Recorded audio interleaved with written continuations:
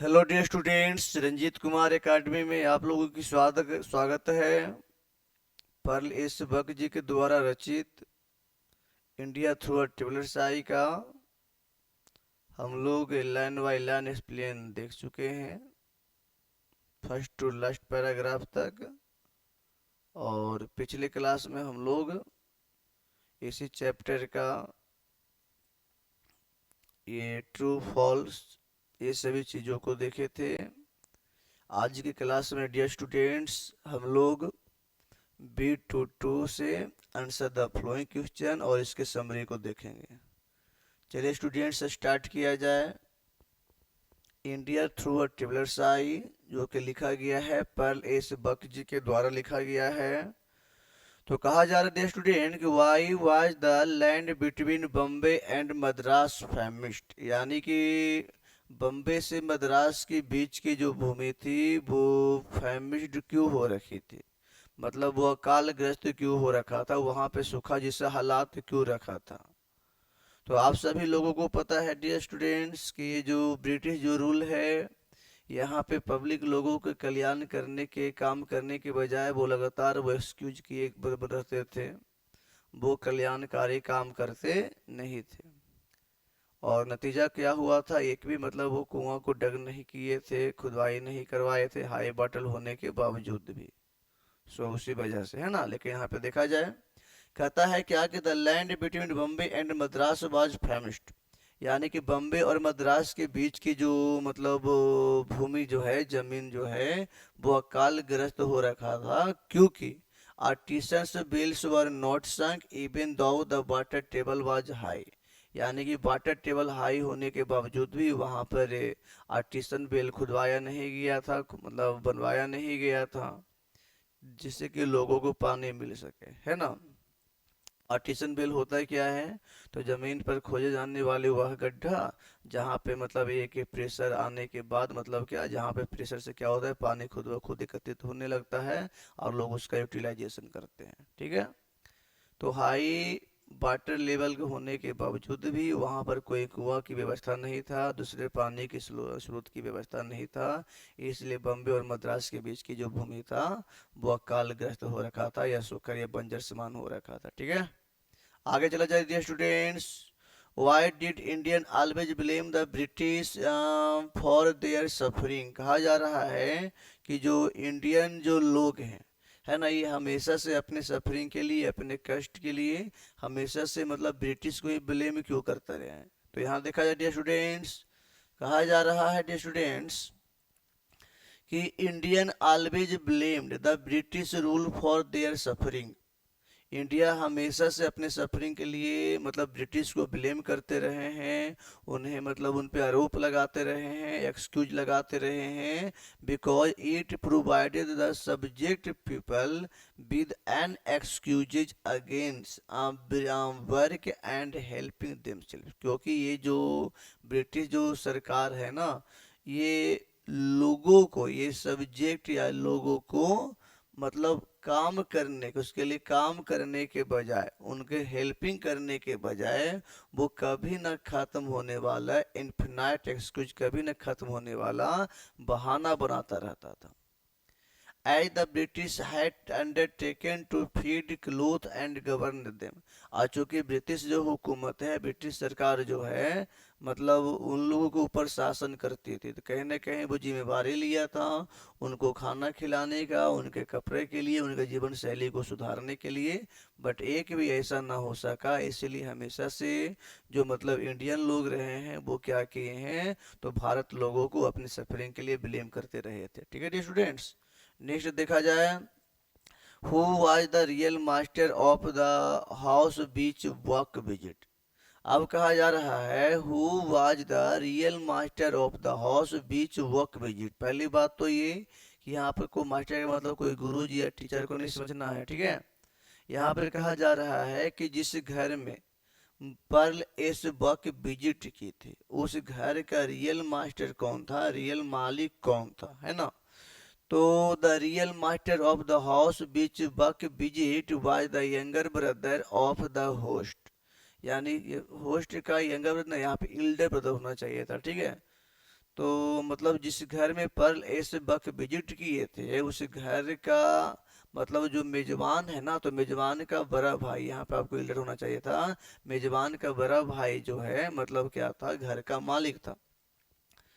ठीक है। whom managed the family and land, मतलब जो मतलब क्या कर रखा था, बस सीधे आपको मतलब चूंकि यहाँ पे कुछ त्रुटि है तो आपको सीधे बोल दिए कि जिस घर में पर्ल एस बक विजिट करी थी उस घर का रियल मालिक कौन था। तो आपको बोल देना है कि जिस घर में पर्ल एस बक विजिट की थी तो उस घर में होस्ट का बड़ा वाला भाई जो है वो मालिक था। अब आप बोलोगे कि आपको पता कब चला, पार्लिसबर्ग को पता कब चला, तो वो जब घर में वो एंट्री करने वाले थे तो घर में एंट्री करने के पहले मतलब एंट्रेंस से मतलब गुजरने के पहले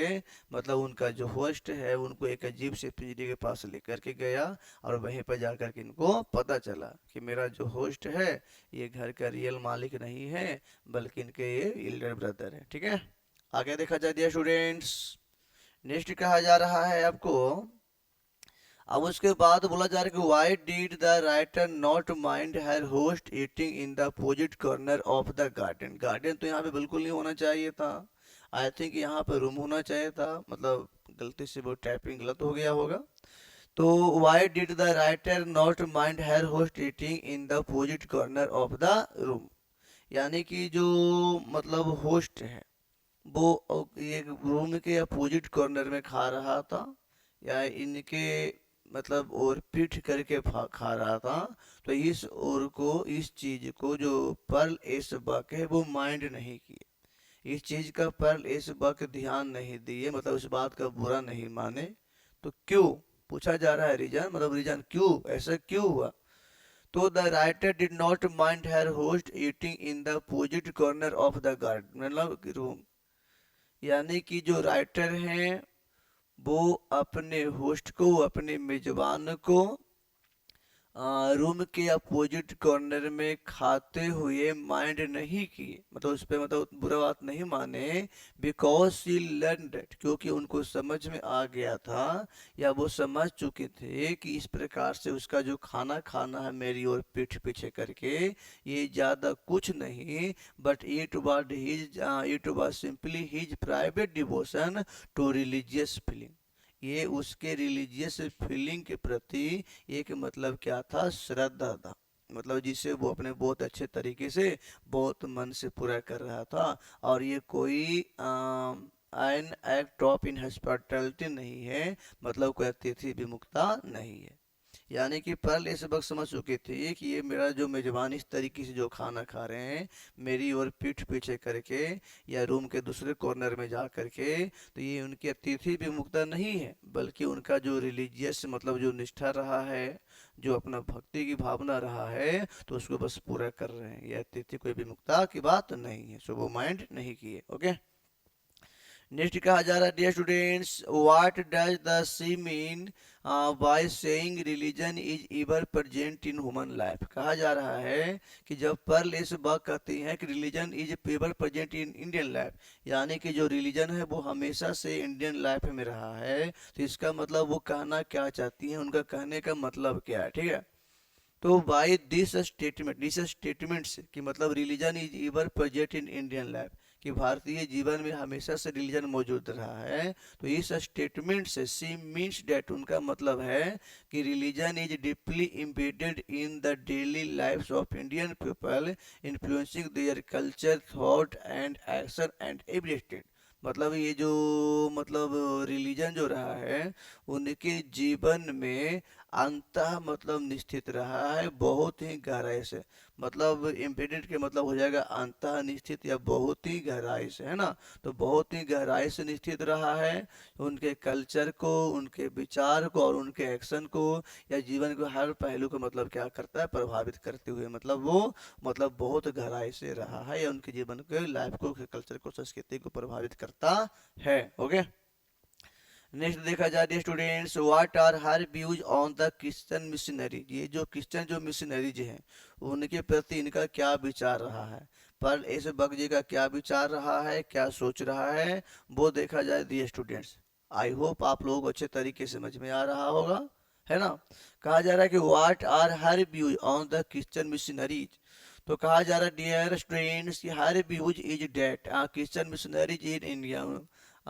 have fail to fully understand the local environment. यानी कि उनका जो व्यूज है क्रिश्चियन मिशनरीज को लेकर के ये रहा है कि जो क्रिश्चियन जो मिशनरीज है ये भारत में भारतीय इन्वायरमेंट को समझने में, लोकल इन्वायरमेंट को समझने में पूरी तरीके से असफल रहे हैं, विफल रहे हैं। They have not been willing to pay the full price for their faith. यानी कि अपने फेथ को पूरा करने के लिए मतलब जो मतलब इच्छा होनी चाहिए इस चीज पे कभी वो ध्यान ही नहीं दिए हैं, कभी समझ ही नहीं पाए हैं। Accepting only parts of it, इसके सिर्फ कुछ पार्ट को एक्सेप्ट करते हुए, कुछ अंश को एक्सेप्ट करते हुए, while failing to grasp the complete and profound meaning of their creed। तो अपने मतलब ये क्रीड का जो सही तरीके का जो मीनिंग है वो चीज को भी समझने मतलब वो विफल रहे हैं। सिंपल सी बात कहा जा रहा है कि मिशनरीज लोगों के प्रति इनका क्या विचार रहा है। तो मिशनरीज लोगों के प्रति इनका यही विचार रहा है कि मिशनरी जो लोग हैं ये भारतीय लोकल एनवायरनमेंट को समझ नहीं पाए हैं और इनको अपने क्रीड को लेकर के जो जरूरत मतलब जो निष्ठा दिखानी चाहिए थी, जो भक्ति भावना दिखानी चाहिए थी वो दिखा नहीं पाए। इसमें भी वह असफल रहे।